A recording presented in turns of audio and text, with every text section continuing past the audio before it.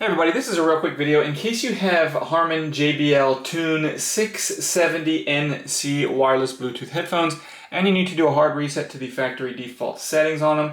Now you're going to want to do this for one of two reasons. The first one is troubleshooting. If these headphones are not connecting to Bluetooth, or if they keep disconnecting, or if they're not pairing or syncing with your device, your phone, or whatever, or anything else where they're not working and you're trying to get them fixed, a hard reset to the factory default settings can fix a lot of those issues.